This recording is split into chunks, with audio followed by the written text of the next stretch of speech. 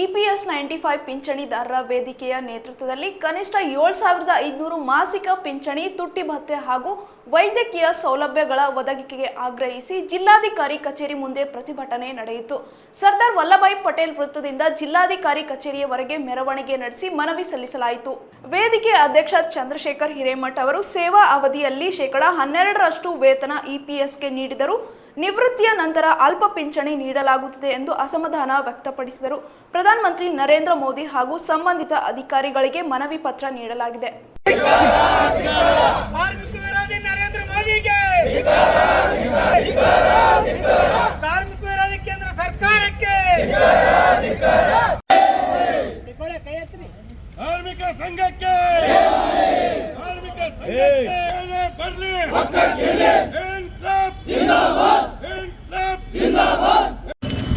EPS 95 ಆ ಬೇಡಿಕೆ ಈಡೇರಿಸಲಿ ಸರ್ಕಾರ ಅಂತೇಳಿ ಸೇರಿದಂಥ ನೌಕರರು ನಾವೆಲ್ಲ ಯಾರು ಅಂತ ಹೇಳಿದ್ರೆ ಈ ದೇಶ ಏನು GDP ಗ್ರೋತ್ ಹೇಳ್ತಾರ, ಏನು ಡೆವಲಪ್ಮೆಂಟ್ ನಾವು ಮಾಡಿದ್ದೀವಿ, ಇಷ್ಟೊಂದು ಅಭಿವೃದ್ಧಿ ಮಾಡಿದ್ದೀವಿ ಅಂತೇಳಿ ಸರ್ಕಾರಗಳು ಹೇಳ್ತಾವ, ಅದೆಲ್ಲ ಅಭಿವೃದ್ಧಿ ಮಾಡಿದಂಥ ನೌಕರರೇ ನಾವು ಇಲ್ಲಿ ಸೇರಿದ್ದೀವಿ.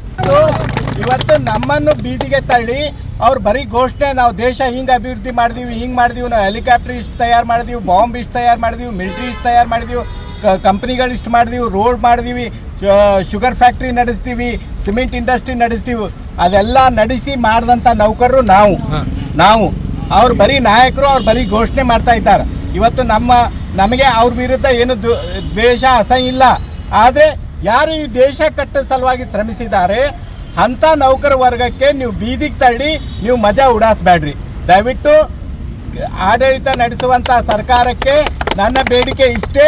ನಮ್ಮವರು ನಾವೆಲ್ಲ ನೌಕರಿ ಮಾಡ್ತಾ ಇದ್ದಾಗ ನಾವೆಲ್ಲ ಕೆಲವರಿಗೆ 58ಕ್ಕೆ ನಿವೃತ್ತಿ ಆಗಿದೆ, ಕೆಲವ್ರಿಗೆ 60 ಆಗಿದೆ, ಕೆಲವರಿಗೆ ಕಂಪ್ನಿದವರು 45-50 ವರ್ಷ ಆಗನೇ ತೆಗೆದಾರೆ ಭಾಳಷ್ಟು ಜನರಿಗೆ.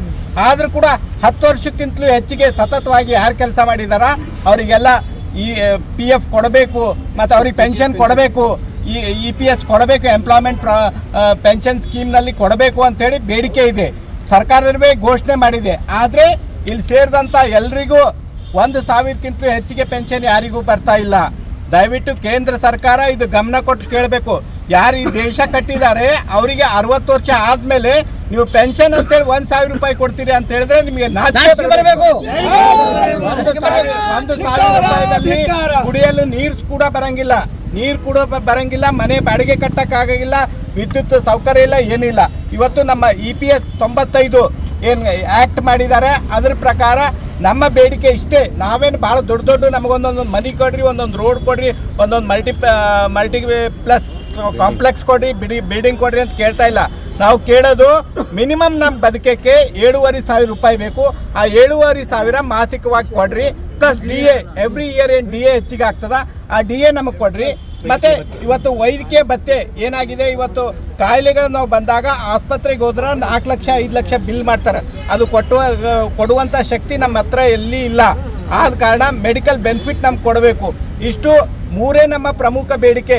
ಇವು ಭಾಳ ರೀಸನೇಬಲ್, ಭಾಳ ಜಾಗ್ರತೆಯಿಂದ ಕೂಡಿದಂಥ ಬೇಡಿಕೆ ಇವೆ. ನಾವು ಕೇಂದ್ರ ಸರ್ಕಾರ ನರೇಂದ್ರ ಮೋದಿ ಅವ್ರಿಗೆ ಕೇಳೋದಿಷ್ಟೇ, ಜಂತರ್ ಮಂತರ್ನಲ್ಲಿ ನಿರಂತರವಾಗಿ 1.5 ವರ್ಷದಿಂದ ನಾವು ಹೋರಾಟ ಮಾಡ್ತಾ ಇದ್ದೀವಿ. ನಮಗೆ ಬರೀ ನೀವು ಹೇಳಿಕೆ ಕೊಡೋದು ಬೇಡ, ಇವು ಮೂರು ನೀವು ಕಾರ್ಯರೂಪಕ್ಕೆ ತರಬೇಕು ಅಂತೇಳಿ ಇವತ್ತು ಪ್ರಧಾನಮಂತ್ರಿ ನರೇಂದ್ರ ಮೋದಿ ಅವರಿಗೆ ಮನವಿ ಪತ್ರ ಕೊಟ್ಟು ನಾವು ಒತ್ತಾಯ ಮಾಡ್ತಾ ಇದ್ದೀವಿ. ಇವತ್ತು ನಮ್ಮ ಬೇಡಿಕೆ ನ್ಯಾಯಬದ್ಧವಾಗಿದೆ. ಇವತ್ತು ಸರ್ಕಾರ ಒಪ್ತದ PF ಆಫೀಸ್ನಲ್ಲಿ ಭಾಳ ಘೋಟಾಲ ಆಗಿದೆ ಅಂತೇಳಿ.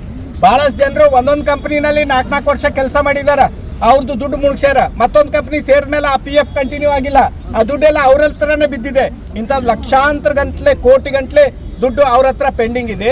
ಅದರಲ್ಲಿ ನಮ್ಮೆಲ್ರಿಗೂ ಪೆನ್ಷನ್ ಕೊಡಿ ಅಂತೇಳಿ ನಾವು ಕೇಳೋದು. ನಾವು ಕಟ್ಟಿದ್ದು ದುಡ್ಡಿಗೂ ಕೂಡ ಇದೆ, ಸುಮಾರು 13.5% ದುಡ್ಡು ನಮ್ಮ ವೇತನದಲ್ಲಿ ಕಟ್ ಮಾಡಿ ಕಂಪ್ನಿದವರು ಕೂಡ 13.5% ಕೊಟ್ಟು ಚೂರು ಚಾರು ನಮಗೆ ರಿಟೈರ್ಮೆಂಟ್ ಆದಮೇಲೆ ಬೆನಿಫಿಟ್ ಕೊಟ್ಟಿದ್ದಾರೆ. ಆದರೆ ಯಾವುದೇ ಪೆನ್ಷನ್ ನಮ್ಗೆ ಕೊಡ್ತಾ ಇಲ್ಲ.